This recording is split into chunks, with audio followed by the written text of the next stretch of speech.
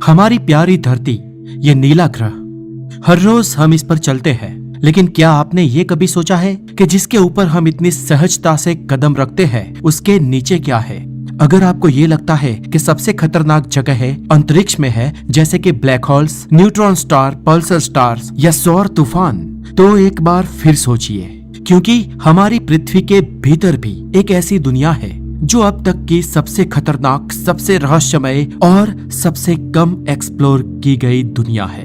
और हम आज के इस वीडियो में आपको ले चलेंगे पृथ्वी के भीतर की उसी दुनिया के अंदर और बताएंगे कि हमारी पृथ्वी की सतह के नीचे आखिर क्या है। तो हमारी यात्रा धरती की सबसे ऊपरी परत, जिसे क्रस्ट कहा जाता है, वहां से शुरू होती है। जैसे ही हम धरती के भीतर घुसते हैं, हमें सबसे पहले मिलता है मोल्स का साम्राज्य। बहुत ज्यादा नहीं, केवल 2 से 3 फीट भीतर जमीन के अंदर मिलने वाले ये जीव हमें ये बताते हैं कि सतह के नीचे भी उनकी एक दुनिया है। और 3 मीटर और अंदर जाने पर हमें मिलते हैं वर्म्स, केचुए और बिजली के केबल्स। ये जो आप देख रहे हैं, ये छोटी छोटी उन मोल्स के द्वारा बनाई गई टनलें हैं, उनका बसेरा। इससे थोड़ा और अंदर जाते ही हमें ट्रॉपिकल प्लांट की रूट दिखना बंद हो जाती है। बस यही तक उन प्लांट्स की रूट आ पाती है। हम जैसे ही इनसे और थोड़ा अंदर घुसते हैं, हम पहुंच जाते हैं करीब 12 मीटर भीतर, और यहाँ पर हमें नाइल क्रोकोडाइल्स मिल जाते हैं। ये एक अलग टाइप के विशेष रूपी मगरमच्छ होते हैं जो अपने हाथों से पृथ्वी की सतह से करीब 12 मीटर या 13 मीटर अंदर तक टनल खोदकर वहां पर अपने रास्ते बना लेते हैं। हम जैसे ही इन मगरमच्छ की दुनिया से भी अंदर चले जाते हैं तो आता है करीब 24 से 25 मीटर भीतर का ठिकाना, और ये है लंदन के अंडरग्राउंड मेट्रो स्टेशन। जी हाँ, लंदन सिटी के अंडरग्राउंड मेट्रो स्टेशन पृथ्वी की सतह में 25-25 मीटर भीतर तक बनाए गए हैं, और ये जमीन के नीचे 15 से 18 मंजिला नीचे तक होते हैं। इससे आगे अगर हम खोदते जाए तो हम करीब 70-75 मीटर भीतर तक चले जाएंगे, और यहाँ पर हमें मिलेगी एक अमेरिकन कोल माइन। अमेरिकन धरती की गहराई में बनी इस कोल माइन में जाकर हम देखते हैं तो हमें दिखता है कि इसकी ऊपरी दीवारों पर प्लांट्स और पत्तियों के फॉसिल्स दबे हुए हैं, क्योंकि करीब 30 करोड़ साल पहले भूकंप के चलते यहाँ का पूरा जंगल पानी में समा गया था, और लाखों सालों के बाद वो कीचड़ स्टोन में तब्दील हो गया, जहाँ के फ्लोर्स पर ये लीव्स आज भी दिखते हैं। आगे करीब 150 मीटर भीतर और ऊंचाई में जाने पर हमें एक होटल मिलता है जिसका नाम है सालास सिल्वर माइन होटल। ये दुनिया का सबसे गहराई में पाया जाने वाला होटल है।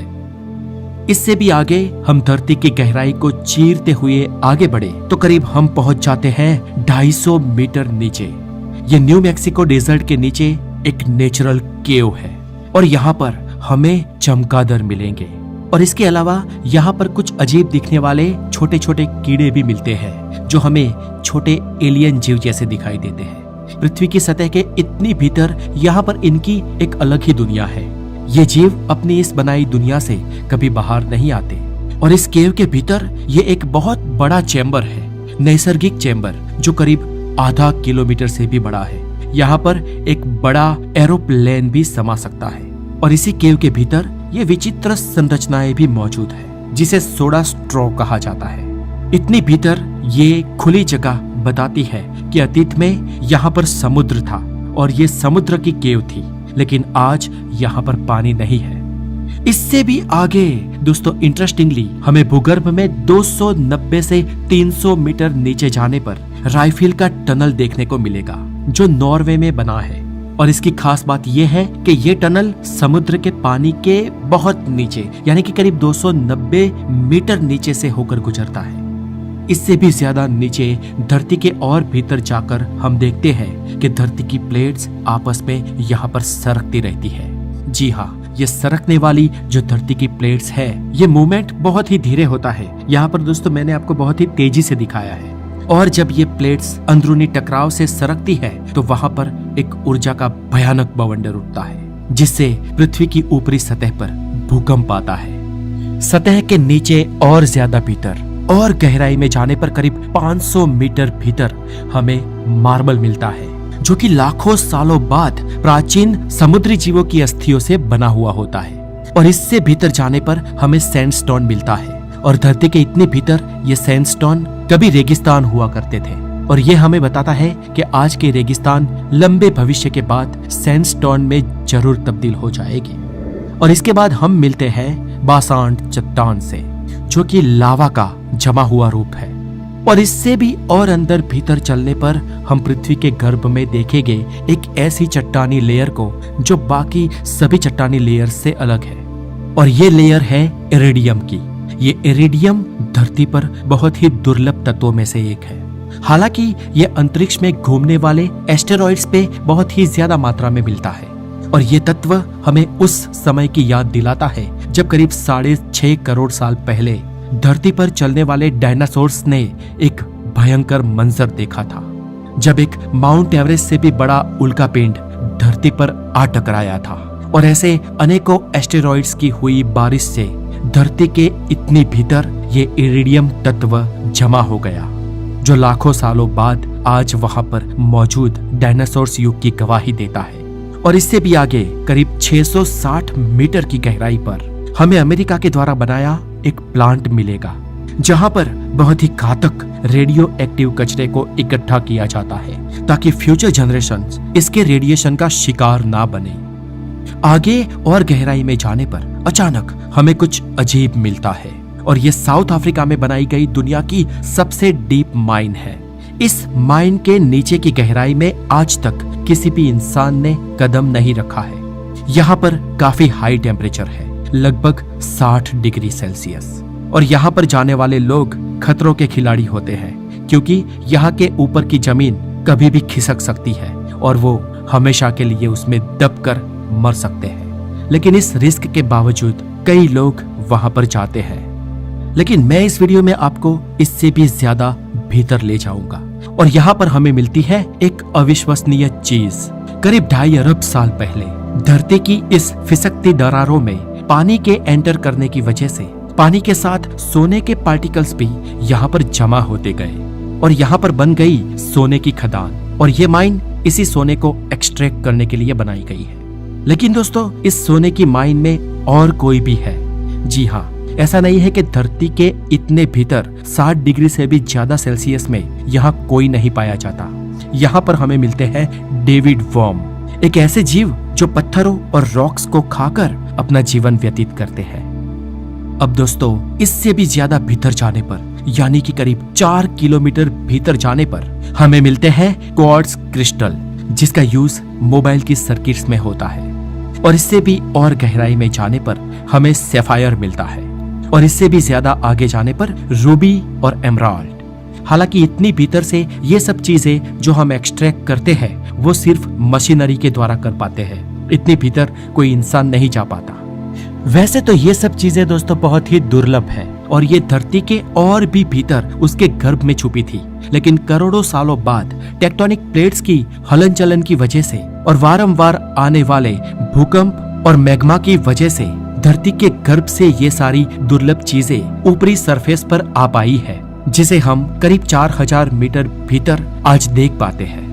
इससे आगे और गहराई में जाने पर करीब 4 किलोमीटर से भी भीतर हमें पृथ्वी की कुछ जगहों पर मिलता है खरबों टन नमक ही नमक। ये नमक 16 करोड़ साल पहले टेक्सास के समुद्री किनारों पर अंदर भीतर क्रिएट हुआ था, जहां समुद्री पानी भाप बनने की वजह से उसमें मौजूद नमक पीछे रह गया और फिर आगे चलकर धरती की गहराइयों में बस गया।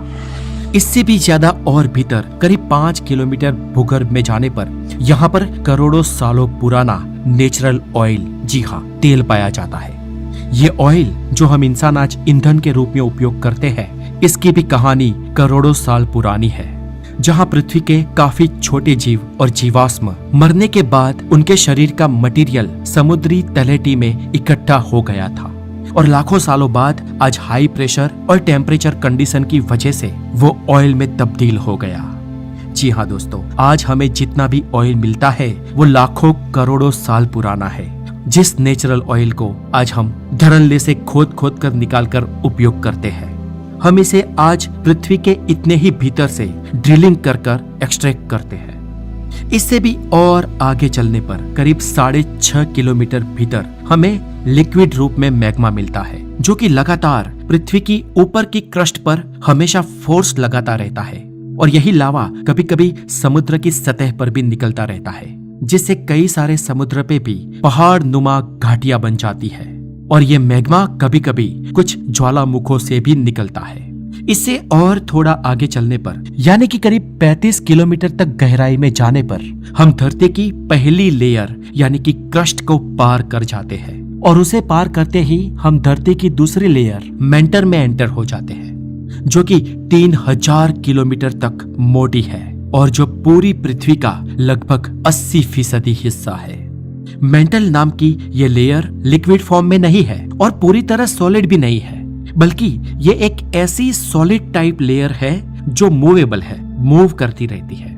और यहाँ का टेम्परेचर करीब 1000 डिग्री सेल्सियस है दोस्तों। जी हाँ, और इतनी दबाव पे ये लेयर करीब लिक्विड जैसी ठोस अवस्था में है और पृथ्वी का ऊपरी प्रेशर इसे पिघलने भी नहीं देता। ये मेंटल ही वो लेयर है जो हमारे अर्थ क्रस्ट को मूव करती रहती है। और इसी मेंटल में 240 किलोमीटर नीचे जाने पर हमें मिलते हैं डायमंड्स, जो धरती पर करोड़ों सालों बाद काफी दबाव की वजह से पैदा होते हैं। लेकिन इतनी गहराई पर ना कोई इंसान पहुंच सकता है, ना ही कोई ड्रिल मशीन। तो आखिर हम डायमंड्स कहां से लाते हैं? तो असल में दोस्तों करीब 1 करोड़ साल पहले हमारी धरती के भीतर बहुत ही ज्यादा गैस के प्रेशर की वजह से मेंटल का काफी बड़ा भाग टूटकर धरती की क्रस्ट से आ टकराया था, जिनके साथ वो डायमंड्स भी बहकर पृथ्वी की ऊपरी सतह पर आ गए थे और वहां से ही हम इन्हें एक्सट्रैक्ट कर पाते हैं। अब दोस्तों चले और गहराई में जाते हैं और अब हम पहुंच गए हैं पृथ्वी के भीतर 500 किलोमीटर की गहराई में। और अचानक हमें यहाँ पर पानी मिल जाता है। डीप डाउन धरती के अंदर कुछ कुछ जगहों पर समुद्रीय पानी भी मौजूद होता है। लेकिन आखिरकार यहाँ पर पानी कहाँ से आया?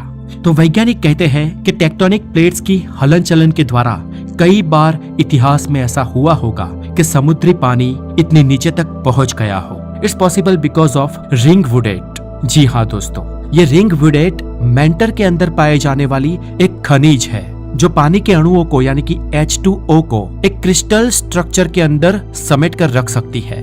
इसका मतलब ये हुआ कि वहाँ पर पृथ्वी के समुद्र में पानी जैसे पाया जाता है वैसे तरल रूप में पानी मौजूद नहीं है और ना ही वहाँ पर मछलियाँ तैरती है, लेकिन वहाँ पर पानी बांध कर रखा गया एक बॉन्ड वाटर के रूप में है, जो मेंटर के बहुत ही ज्यादा तापमान और दबाव की वजह से भी नष्ट नहीं होता है।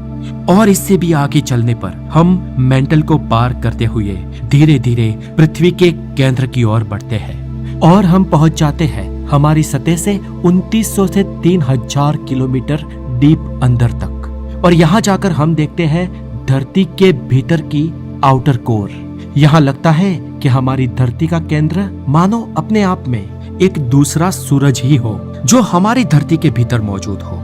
धरती पर मौजूद 99% गोल्ड और प्लेटिनम यहाँ पर ही पाया जाता है, लेकिन किसी की हिम्मत नहीं है कि कोई इसे यहाँ से एक्सट्रैक्ट कर सके।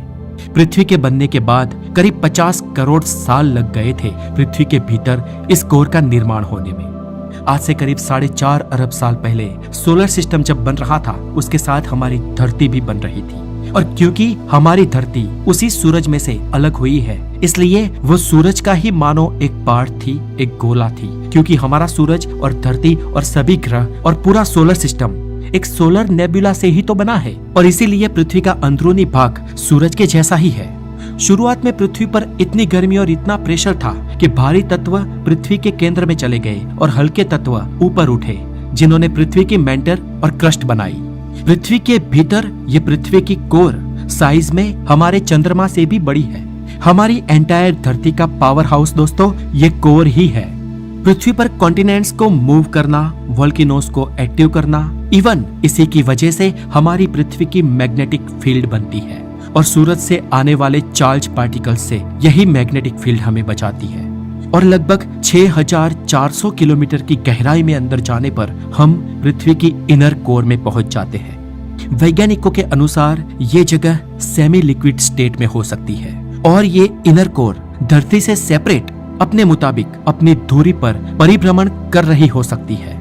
और हम देखते हैं कि यहाँ का तापमान सूरज की सरफेस से भी ज्यादा है, यानी कि 6500 डिग्री सेल्सियस। और यहाँ का प्रेशर पृथ्वी की ऊपरी सतह से 25 लाख गुना ज्यादा है। ये कोर लोहे और निकल से बनी है और इस कोर में लगातार भयंकर इलेक्ट्रोमैग्नेटिक्स करंट चलती रहती है। हमने इस कोर के बारे में मौजूदा अवशेषों के द्वारा ही जाना है, लेकिन इस कोर के भीतर कुछ ऐसे भी रहस्य हो सकते हैं जो वैज्ञानिक आज तक नहीं सुलझा पाए। और यहाँ आकर पृथ्वी का केंद्र मिल जाता है और हमारा सफर खत्म हो जाता है। और यहाँ पर जीरो ग्रेविटी है और यहाँ से भी आगे आगे हम अपोजिट डायरेक्शन में खोदते जाए तो फिर से पृथ्वी के दूसरे छोर की मेंटर आएगी, क्रस्ट आएगा और हम निकल जाएंगे जहाँ से खोदा था उसके एंटीपोड पर, पृथ्वी के आर पार।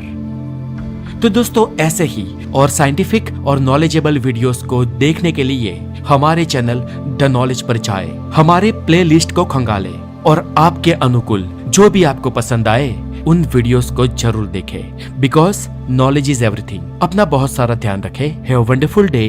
Take care.